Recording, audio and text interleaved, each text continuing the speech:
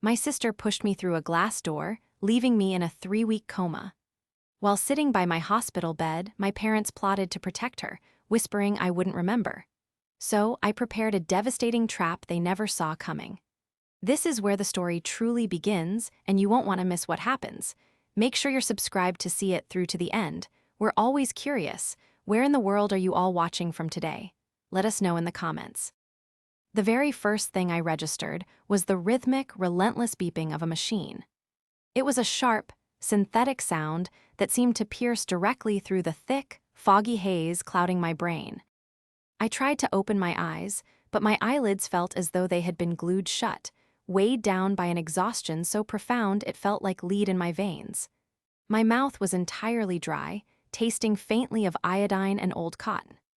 I attempted to swallow, but a sudden, sharp pain flared in my throat, accompanied by the strange sensation of a tube having recently been removed. Slowly, agonizingly, I managed to flutter my eyes open just a fraction. The harsh, sterile glare of fluorescent lights assaulted my vision, forcing me to quickly squeeze them shut again. Through the blur, I had made out a plain white ceiling and the unmistakable silhouette of medical equipment. I was in a hospital. I tried to move my fingers, intending to reach up and rub my aching head, but my right arm refused to cooperate. It felt immobilized, encased in something heavy and rigid. A cast. A dull, throbbing agony radiated from my shoulder all the way down to my ribs, and every shallow breath I took felt like a desperate negotiation with my own body. As I lay there, trapped in the terrifying purgatory between sleep and full consciousness, I began to hear the hushed, frantic whispers filtering into the room. "You need to keep your voice down, Anthony," a woman muttered, her tone tight with anxiety. I instantly recognized that voice. It was Helen, my mother, but she didn't sound like a mother sitting vigil for a critically injured child. She sounded like someone trying to manage a PR crisis. "I am keeping my voice down," a man snapped back. "Anthony, my father. But we have to get our story absolutely straight before she wakes up. The doctors said the brain swelling has gone down. It could be today, Helen. It could be any minute." I know," Helen whispered, her pacing footsteps echoing faintly on the linoleum floor. "But Layla is falling apart. She hasn't slept in days. You know how delicate her nerves are. If the police come back and ask her more questions, she's going to break down completely." I lay perfectly still, my heart rate beginning to spike, though I prayed the monitor wouldn't betray me. Layla. The name echoed in my mind, triggering a sudden, violent flash of memory. A screaming match in my living room. Layla's face, contorted in an ugly, unrecognizable mask of pure rage. Her hands violently shoving my chest. The terrifying sensation of falling backward, weightless for a split second, followed by the deafening, explosive sound of the patio door shattering around me. The searing pain, and then absolute darkness. "Layla is not going to jail," Anthony said, his voice dropping an octave, taking on a cold, hardened edge that I had rarely heard. "She's just a kid. She didn't mean to do it. It was an accident. We just have to make sure Claire sees it that way." "But what if she remembers?" Helen asked, her voice trembling. "What if Claire remembers that Layla pushed her? We saw the security camera angle from the neighbor's yard, Anthony. If the police get a warrant for that footage..." "The police don't have a reason to look at the neighbor's cameras because we are telling them it was a tragic accident," Anthony interrupted sharply. "Claire tripped. She was wearing those ridiculous heels she always wears, she lost her balance, and she fell backward into the glass. Layla tried to grab her arm to save her, but she missed. That is what happened. Do you understand me?" A heavy silence fell over the room. I could hear the rustle of clothing as Helen likely nodded in agreement. "The doctor said severe concussions usually result in memory loss regarding the traumatic event anyway," Anthony continued, his tone softening into a chillingly practical cadence. "She won't remember the argument. She won't remember the push. We will be right here, holding her hand, and we will gently tell her what happened. She'll believe us. She always trusts us." "And if she doesn't?" Helen pushed. "She will," Anthony said firmly. "Because if she doesn't, we will remind her that destroying her sister's life over an accident will tear this family apart forever. Claire is the responsible one. She'll take the high road. She always does. A single, hot tear leaked from the corner of my closed eye, tracing a slow path down my temple and soaking into the sterile pillowcase. I couldn't move. I couldn't speak. I could only lie there, trapped in my broken body, listening as the two people who were supposed to protect me meticulously plotted to cover up the fact that my own sister had nearly killed me. They were standing mere feet away from my broken body, and all they cared about was keeping Layla's precious life intact. The physical pain radiating through my bones was agonizing, but it paled in comparison to the shattering realization of my own worthlessness in their eyes. The betrayal was worse than the diagnosis itself. It took another full day before I mustered the strength and the tactical resolve to fully wake up. When I finally opened my eyes and let out a dry, intentional groan, the room erupted into a flurry of carefully choreographed activity. Helen gasped dramatically, rushing to my bedside, while Anthony hurriedly pressed the nurse call button. "Oh, Claire. Oh, my sweet, sweet girl," Helen cried, leaning over me. Her expensive perfume, a cloying floral scent I had bought for her last Christmas, overwhelmed my senses. She grabbed my uninjured left hand, squeezing it so tightly it ached. "You're awake. We were so terrified. We've been sitting here praying every single day." I blinked slowly, looking at her perfectly applied makeup and her freshly styled hair. She didn't look like a woman who had spent 3 weeks agonizing in a hospital chair. She looked like she had just come from a luncheon. "Mom," I rasped, forcing my voice to sound as weak and confused as possible. It wasn't entirely an act. My throat was still raw and my head pounded incessantly. "What? What happened? Where am I?" Anthony stepped up to the opposite side of the bed, placing a heavy, warm hand on my shoulder. His face was set in a mask of grave, paternal concern. "You're in the hospital, honey. You've been in a coma for 3 weeks." "A coma?" I whispered, letting my eyes widen in feigned shock. "Why? How?" Helen exchanged a fleeting, loaded glance with Anthony before turning back to me, her eyes welling with crocodile tears. "Oh, darling, it was terrible. Simply terrible. You had a horrific accident at the house." "An accident?" I repeated softly, playing the part of the bewildered patient perfectly. "You tripped, sweetheart," Anthony said, his voice smooth and steady, delivering the lie with practiced ease. "You were walking near the back patio and you lost your footing. You always were a bit clumsy. You fell backward, right through the glass door." "Layla was there," Helen chimed in quickly, stroking my hair with trembling fingers. "She saw the whole thing. She tried to catch you, Claire, she really did. She reached out to grab your arm, but she was too late. The poor thing is absolutely traumatized. She blames herself for not being fast enough to save you." It took every ounce of self-control I possessed, every shred of discipline I had cultivated in my years as a financial auditor, not to scream at them. I wanted to rip my hand away from Helen's grasp.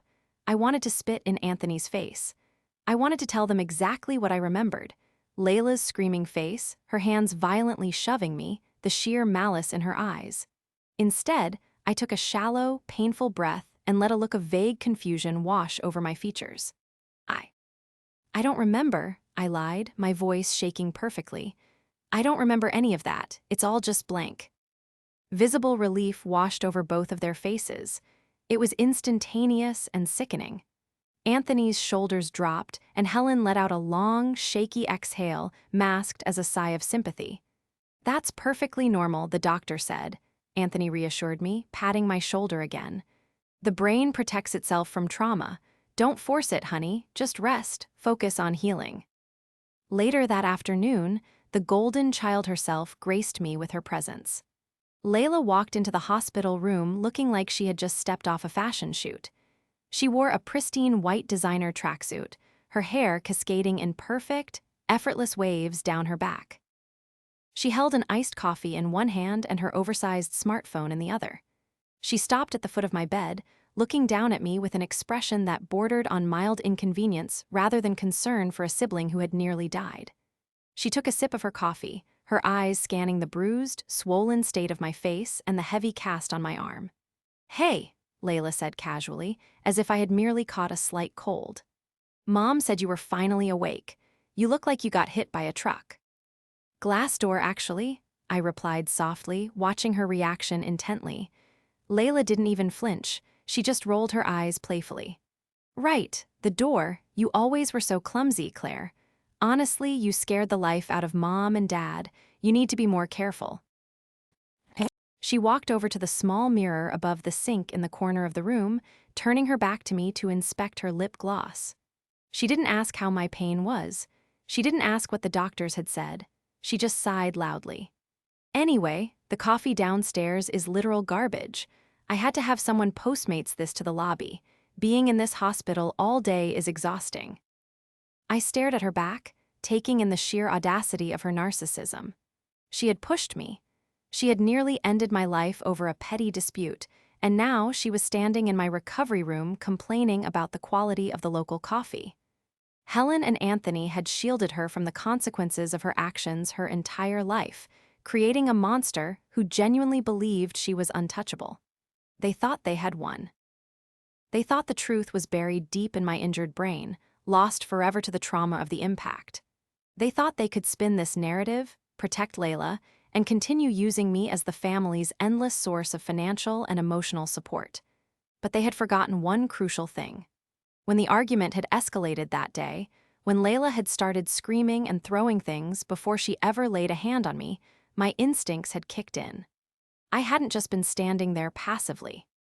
I had reached into the pocket of my cardigan, pressed the side button on my smartwatch, and activated the voice memo app. That watch, completely intact and still synced to my phone, was currently sitting in the plastic patient belongings bag securely tucked away in the closet of this very room. To understand how my family arrived at a point where covering up an attempted murder seemed like a logical step, you have to understand the dynamic we had operated under for the last 15 years. I was the eldest, the workhorse, the reliable one.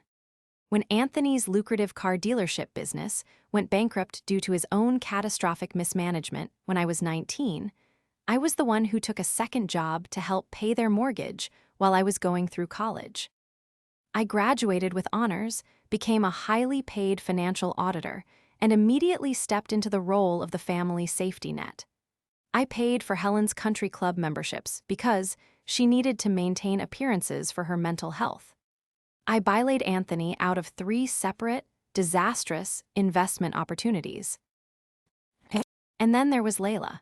Layla was the beautiful one, the charismatic one, the one who was destined for greatness according to our parents, even if that greatness never quite materialized into an actual career. Layla wanted to be an actress, so I paid for her moving expenses to Los Angeles. When she quit after 6 months because the auditions were too stressful, I paid for her flight back. She wanted to open a boutique, I cost-signed the lease. When it failed a year later, I absorbed the debt. Currently, she was a 30-year-old lifestyle influencer who lived rent-free in a luxury apartment that I owned, spending her days unboxing PR packages and complaining about how hard her life was. The argument that led to my hospital stay had been about that very apartment. I had finally hit my limit. I was 33, exhausted, and looking to start a life of my own. I had gone to Layla's apartment to tell her I was selling the property and that she had 3 months to find a job and a new place to live. That was the spark that ignited her violent rage.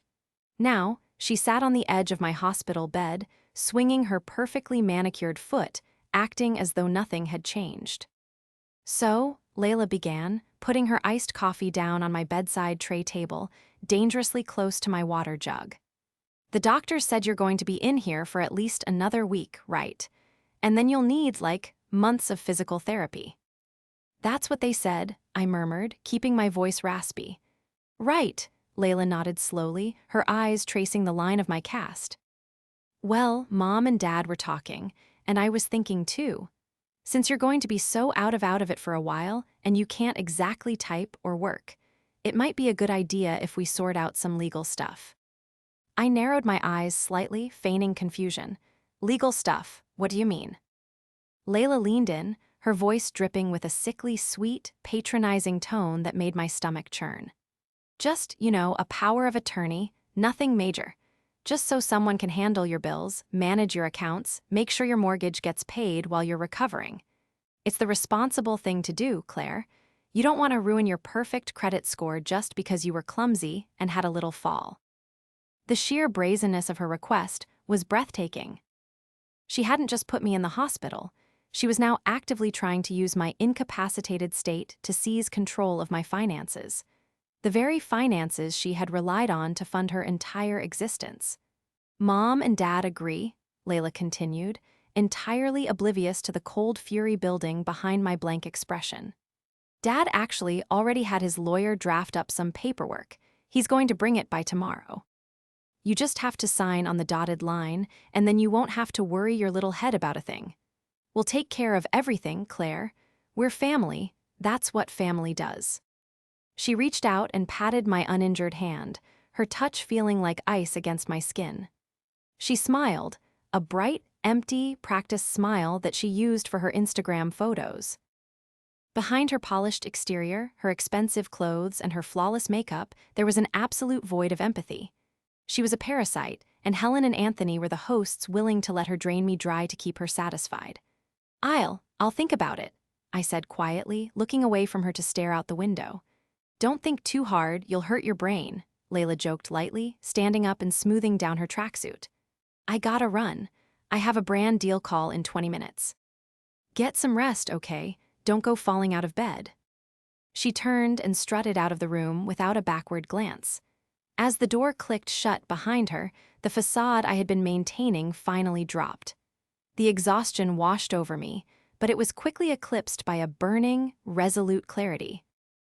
They wanted to manage my accounts. They wanted to take control of the assets I had broken my back to build. I looked toward the small closet in the corner of the room, where my personal belongings bag sat securely on the shelf. I knew exactly what I had to do, and I knew exactly how I was going to destroy them. The hospital ward grew agonizingly quiet after visiting hours ended. The relentless fluorescent lights in the hallway were dimmed, leaving my room bathed in the soft, rhythmic glow of the heart monitor. The night nurse came in, checked my vitals, adjusted my IV, and quietly slipped out, closing the door behind her.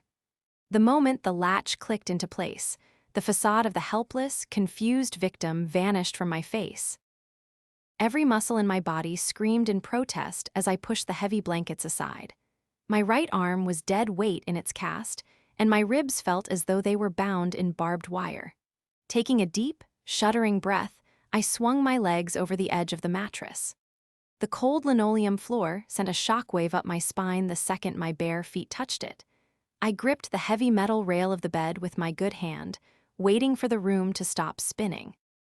Slowly, dragging the IV pole beside me, I shuffled toward the small, narrow closet in the corner of the room. It was only 10 feet away, but it felt like a marathon. When I finally reached it, I pulled open the door and found the clear plastic bag labeled with my name. My bloody clothes from the day of the attack were sealed away, but sitting neatly at the bottom were my personal effects: my keys, my wallet, my smartphone, and my smartwatch. I grabbed the phone and the watch, smuggling them back to my bed like contraband. Sitting on the edge of the mattress, I plugged the phone into the wall charger behind my pillow. The screen lit up, displaying dozens of unread messages, mostly from coworkers asking about my sudden absence, but I ignored them all. I synced the watch, my hands trembling as I opened the voice memo application.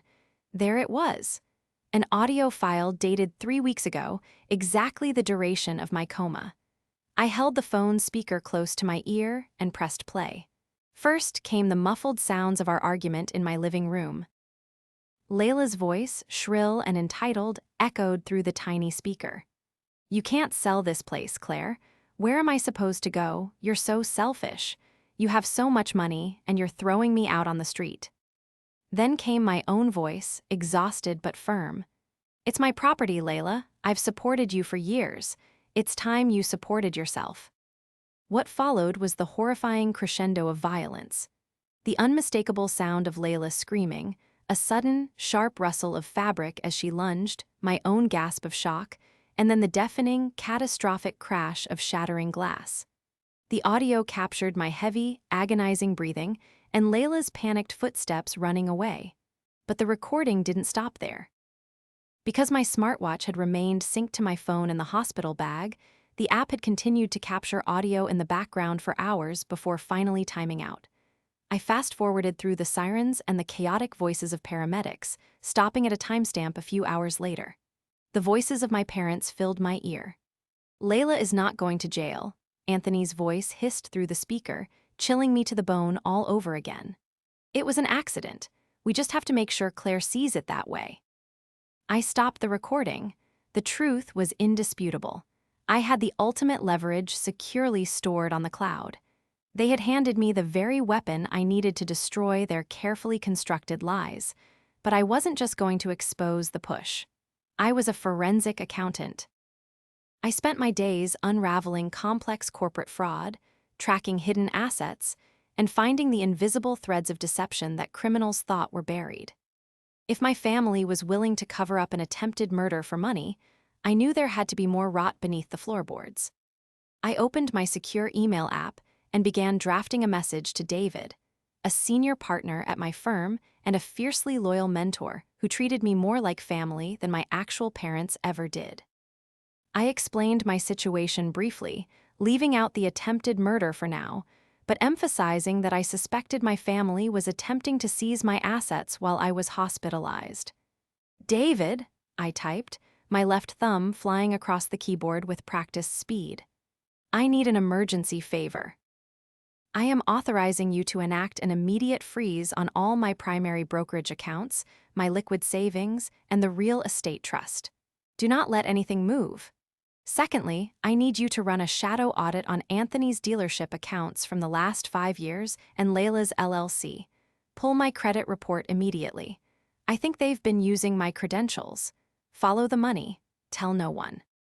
I hit send. The trap was set. The investigation had begun. I leaned back against the sterile hospital pillows, the physical pain in my ribs momentarily eclipsed by a cold, calculating determination. I was no longer a daughter or a sister. I was an auditor, and my family was the most corrupt entity I had ever investigated. The next morning, the door to my room swung open with a sickeningly cheerful flourish. Helen practically floated into the room, carrying an oversized bouquet of expensive lilies, followed closely by Anthony, who clutched a sleek, black leather briefcase. "Good morning, our beautiful girl." Helen sang out, arranging the flowers on the windowsill. She came over and kissed my forehead. Her lips felt like ice. "You are looking so much better today. There's real color in your cheeks." "Thanks, Mom," I rasped, making sure to sound suitably weak and pliable. Anthony approached the bed, pulling up a chair and sitting down with a heavy sigh that was meant to convey deep paternal weariness. He placed the briefcase on his lap and snapped the gold latches open. "How is the memory today, sweetheart?" Anthony asked gently, watching my eyes. "Any flashes? Any bits and pieces coming back?" "No," I lied smoothly, staring blankly at the ceiling. "The doctor said this morning that retrograde amnesia is common. I remember waking up here. That's it." Anthony and Helen exchanged another one of their secret, relieved glances. "Well, that's okay. Your brain is healing," Anthony said, his tone shifting into business mode. He pulled a thick stack of stapled papers from the briefcase and produced a heavy silver fountain pen from his breast pocket. "Now, Layla mentioned to you yesterday that we want to take some of the burden off your shoulders while you recover. I had my attorney draw up these documents. It's a standard power of attorney." He laid the paperwork on my lap table. I didn't reach for the pen. Instead, I carefully used my left hand to flip through the pages. I didn't need to read the fine print deeply. My eyes naturally gravitated to the critical clauses. It wasn't a standard, temporary medical power of attorney. It was a durable general power of attorney. If I signed that document, Anthony would have absolute, unchecked authority over every single asset I owned. He could sell my properties, drain my investment portfolios, take out lines of credit in my name, and completely liquidate the wealth I had spent a decade building. It was a financial death warrant. "Dad," I said slowly, keeping my voice soft, almost confused. "This says durable. This gives you control over the real estate trust. It gives you the power to sell the apartment Layla lives in. Anthony's smile tightened just a fraction, a micro-expression of annoyance that I dared to question him. It's just standard legal boilerplate, Claire.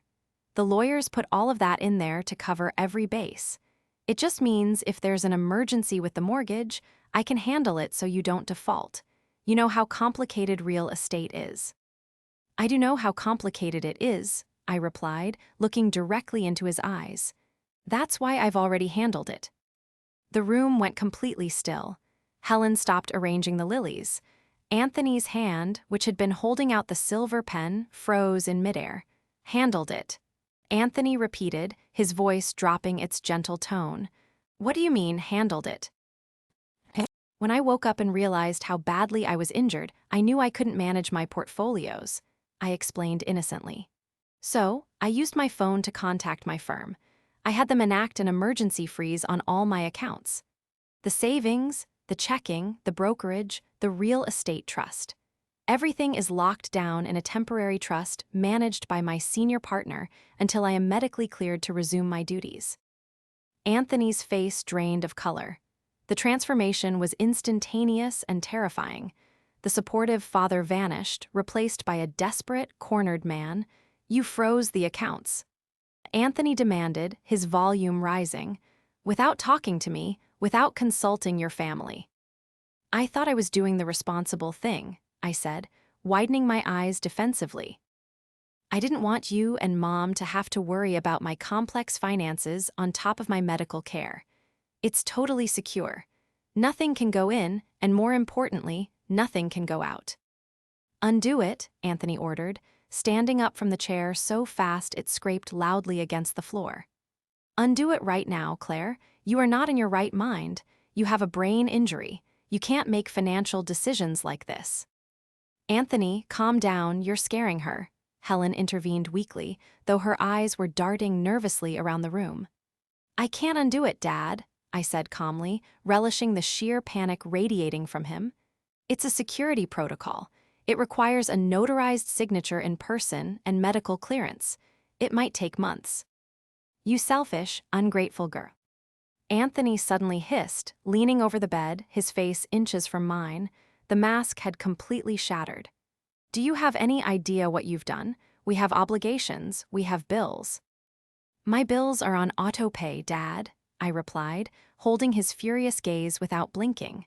Whose obligations are you worried about? He didn't have an answer. He snatched the unsigned power of attorney off my tray table, shoved it into his briefcase, and stormed out of the hospital room without another word. Helen shot me a look of pure venom before scurrying out after him. They had come to quietly steal my life, and I had just locked the vault right in front of their faces. Over the next 4 days, the hospital room became a battleground of tense silence and frantic behind-the-scenes maneuvering. My physical therapy began, a grueling, tear-inducing process of learning how to move my battered body again. But the physical pain was secondary to the digital war I was waging from my bed. David, my senior partner, was a bloodhound. He didn't just look at the surface. He dug deep into the financial bedrock of my family's affairs, and what he sent me in a secure, encrypted file was staggering. The documents proved a history of deception so vast it made my stomach churn. Anthony hadn't just been mismanaging his own money, he had been actively stealing mine. David uncovered a shadow line of credit, opened in my name using my social security number, which Anthony had been using to secretly funnel thousands of dollars into Layla's failing influencer business. Worse, Layla was drowning. The LLC she had set up for her boutique was facing 2 separate lawsuits for unpaid vendor invoices. My parents had known about her impending financial ruin, which was exactly why they had been so desperate to get me to sign the power of attorney. They needed to liquidate my assets to pay off Layla's debts and keep her out of court. I wasn't just a safety net, I was their designated sacrificial lamb. The silence from my family was finally broken on a Thursday afternoon. The door to my room flew open, hitting the wall with a loud bang. Layla stormed in, her face flushed red with rage. She wasn't wearing designer leisure wear today. She looked disheveled, her hair messy, clutching her purse with white-knuckled intensity. What did you do?" Layla shrieked, ignoring the startled nurse who was checking my blood pressure. "Ma'am, you need to keep your voice down," the nurse warned sternly. "Get out." Layla snapped at the nurse. "This is family business." The nurse looked at me. I gave her a subtle nod, indicating I was okay, and she reluctantly left the room, leaving the door slightly ajar. Layla marched up to my bed, pulling a handful of plastic credit cards from her purse and throwing them onto my lap. Every single one of them declined. I was at a client lunch trying to secure a brand deal and my card was declined. The bank said the accounts were frozen due to suspected fraud. "Fix it, Claire. Call them right now and fix it." I looked down at the cards. 2 of them were the corporate cards I had given her years ago for emergencies, which she used like a personal slush fund. But the 3rd card caught my eye. It was a platinum credit card with my name on it, one I had never applied for. "I can't fix it, Layla," I said coldly, picking up the platinum card. "Because I didn't authorize this account. Did Dad open this, or did you forge my signature yourself?" Layla flinched, stepping back slightly, the aggressive momentum draining from her posture. I don't know what you're talking about. Dad handles all the back-end stuff for my business."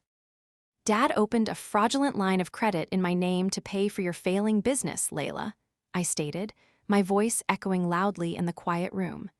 "And my firm's auditors found it. The bank froze it because it's a felony." Panic flashed in Layla's eyes, quickly replaced by a vicious, cornered desperation. "You are completely delusional. You hit your head, and now you're making up crazy conspiracy theories." Just then, Anthony and Helen walked into the room, having clearly followed Layla to the hospital. Anthony looked exhausted, his tie undone, the stress of his collapsing financial house of cards visible on his face. "What is going on in here?" Anthony demanded. "She knows about the cards, Dad." Layla cried out, pointing a trembling finger at me. "She locked everything, and she's claiming you committed fraud." Helen gasped, rushing over to Anthony. "Anthony, what is she talking about?" Anthony stared at me, his eyes dark and threatening. He stepped closer to the bed, entirely abandoning the loving father routine. "Listen to me very carefully, Claire. You have suffered a severe, traumatic brain injury. You are hallucinating. You are confused. And you are becoming a danger to the stability of this family." He leaned in, lowering his voice to a menacing whisper. "If you do not call your firm right now and lift that freeze, I will go to the hospital administration. I will tell them your paranoia is escalating. As your father, I will petition a judge for a temporary medical conservatorship. I will have you declared legally incompetent, and I will take control of those accounts whether you like it or not." It was a bold, terrifying threat. They were willing to lock me away in a legal cage of incompetence just to access my bank accounts. They still believed they held all the cards. They still believed I didn't remember the push. They thought my rebellion was purely financial. I looked at Anthony, then at Helen, who was nodding in agreement with his threat, and finally at Layla, who was smirking triumphantly, believing her father had just solved her problems. "A conservatorship," I repeated slowly, letting the word hang in the air. I let a small, defeated sigh escape my lips, playing my part to perfection. Okay, Dad, you win, just give me a few days. The doctors are discharging me this weekend. We'll have a family dinner at my house to celebrate my recovery, and we can sort out all the paperwork then. Just please don't declare me incompetent." Anthony straightened up, a look of profound satisfaction washing over his face. He adjusted his collar, his confidence fully restored. "That's my sensible girl. I knew you would see reason once the confusion cleared. We'll have a wonderful dinner, Claire. We'll get everything back to normal." "Yes," I whispered softly, staring past them at the blank wall, the heavy weight of the audio recording and the financial dossier burning a hole in my digital pocket. "Everything is going to change." The recovery dinner was held the following Sunday at my house, a spacious suburban home I had bought entirely with my own money. It was a bizarre, surreal affair. Helen had ordered expensive catering, using one of the few credit cards Anthony still had working, and decorated the dining room as if we were celebrating a major holiday. The table was set with fine china and crystal. I sat at the head of the table, my right arm still heavily casted and resting on a sling, a large bruise fading to yellow on my cheek. Anthony sat at the opposite end, presiding over the table with the smug satisfaction of a man who believed he had successfully navigated a major crisis. Helen fluttered around, pouring wine, while Layla sat to my left, texting furiously on her phone, occasionally looking up to offer a fake, glittering smile. Even my extended family was there. Aunt Susan and Uncle Robert, my father's wealthy siblings, whom Anthony constantly tried to impress. They had been invited to witness my miraculous recovery, but I knew the real reason they were there. Anthony wanted an audience. He wanted witnesses to prove I was mentally stable and willingly signing over control of my life, forestalling any future questions about where my money went. The air in the room was thick with tension and the smell of expensive roast beef. As Helen cleared the main course plates, Anthony tapped his knife against his wine glass. The room fell silent. "I'd like to propose a toast," Anthony began, standing up slowly, projecting his voice for maximum effect. He raised his glass toward me, his face a perfect mask of paternal pride. "To our Claire. It has been a terrifying month for this family. To see you lying in that hospital bed, unsure if you would ever wake up. It broke our hearts, but you are strong, Claire. You are a fighter, and we are so incredibly grateful to have you back home where you belong." "Hear, hear," Uncle Robert murmured, raising his glass. Anthony didn't sit down. He cleared his throat, pulling a thick manila envelope from the inside pocket of his blazer. He walked slowly around the table, holding the envelope like a peace offering. "As we all know, a trauma like this changes a person," Anthony continued, addressing the room but keeping his eyes fixed on me. "It makes you realize what's important. Family. Support. Claire has realized she needs a long period of rest and rehabilitation, free from the crushing stress of managing her complex portfolio. So, tonight, we are officially lifting that burden from her shoulders." He placed the envelope on the table in front of me, sliding it forward until it touched my plate. It was the durable power of attorney. A shiny new silver pen sat on top of it.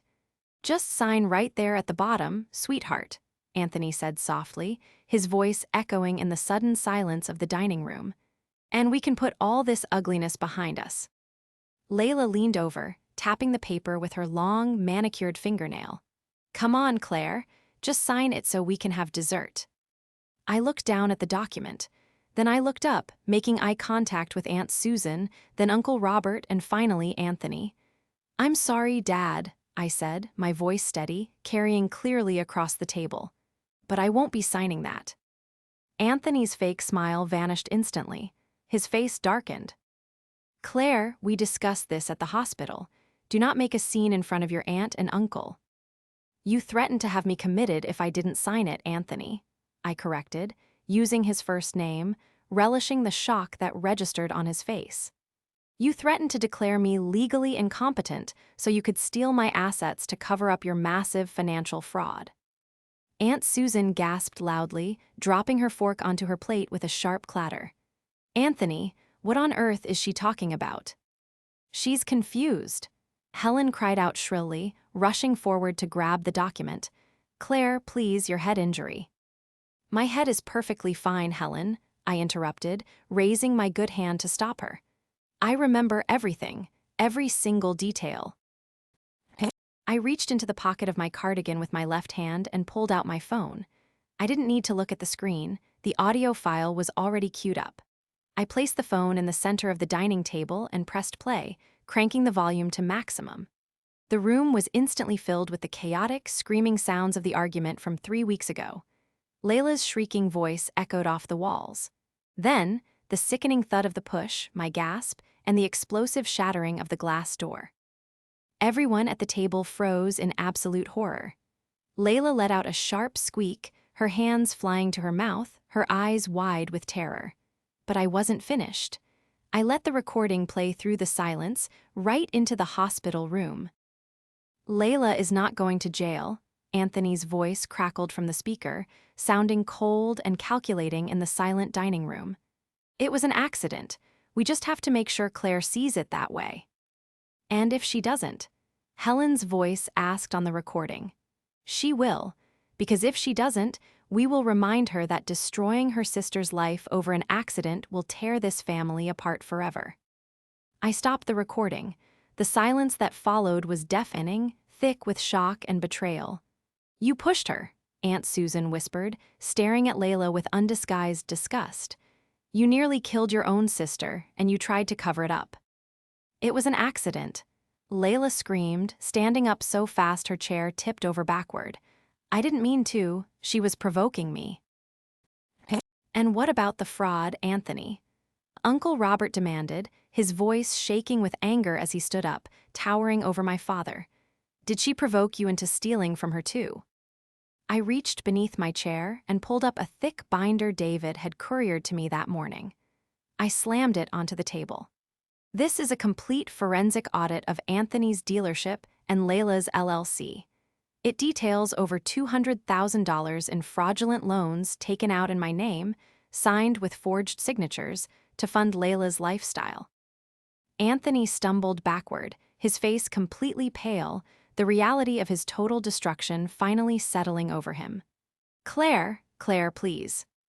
"I've already sent a copy to my lawyers, Dad," I said coldly, standing up from the table. "And to the police department." Right on cue, as if my words had summoned them, the sharp chime of the doorbell echoed through the house, followed immediately by heavy, authoritative knocking. "Police, open the door." A deep voice shouted from the entryway. Helen burst into hysterical tears, sinking to the floor. Layla started screaming, a high-pitched wail of pure panic, as she tried to run toward the back door, only to realize the police were already shining flashlights through the kitchen windows. Anthony just stood there, paralyzed, his eyes locked on the binder that held the proof of his ruin. The trap had sprung, and it was devastatingly absolute. The police officers who entered my home that evening didn't just have a search warrant. They had an arrest warrant for Layla, based on the audio recording I had provided to detectives earlier that day. Watching her being led out of my house in handcuffs, still wearing her designer clothes, screaming for our parents to fix it, was a surreal, chilling moment. But as the door closed behind her, a profound, undeniable sense of relief washed over me. The parasitic weight I had carried for 15 years was finally gone. Anthony and Helen weren't arrested that night, but their downfall was arguably more severe. The forensic audit triggered an immediate investigation by the state prosecutor's office. Faced with undeniable evidence of wire fraud and identity theft, Anthony's remaining assets were frozen. His reputation in the local business community, which he valued above all else, was completely annihilated overnight. Aunt Susan and Uncle Robert cut off all contact, publicly denouncing them and refusing to help pay for Layla's exorbitant legal fees. Within 2 months, the bank foreclosed on my parents' home. Helen and Anthony were forced to move into a tiny, rundown rental apartment on the outskirts of town, their lives reduced to a humiliating scramble to pay for Layla's criminal defense attorney. Layla eventually pled guilty to felony aggravated assault to avoid trial, receiving a sentence of 3 years in state prison. Her influencer career, built on a foundation of stolen money and fake glamour, vanished entirely. As for me, the healing process was long, both physically and emotionally. It took months of intense physical therapy to regain full use of my arm, and even longer to process the depth of the betrayal I had endured. But for the first time in my adult life, my energy was solely focused on myself. I sat in my home office on a bright Tuesday morning, the sun streaming through the window, casting a warm glow across my desk. My cast was finally off. I logged into my banking portal, watching the numbers on the screen. The funds that Anthony had stolen were slowly being recovered through civil litigation, but more importantly, my accounts were secure. They were mine, and mine alone. I picked up my phone to call David, my senior partner, who had been a rock throughout the entire ordeal. "Hey, Claire," David answered warmly. "How's the arm feeling?" "Almost back to normal, David," I replied, leaning back in my chair and smiling. "I think I'm ready to come back to the office next week." "We'd love to have you back," he said. "The place hasn't been the same without our best investigator, Are you sure you're ready?" "I've never been more ready," I said confidently. I hung up the phone and looked out the window at the peaceful, quiet street. I had survived a violent attack and uncovered a massive web of deceit orchestrated by the people who were supposed to love me. They had tried to silence me, use me, and ultimately discard me. But they had underestimated my strength, my intelligence, and my absolute refusal to be a victim. I hadn't just recovered, I had taken my life back, completely and unapologetically. The nightmare was over, and a new chapter had finally begun.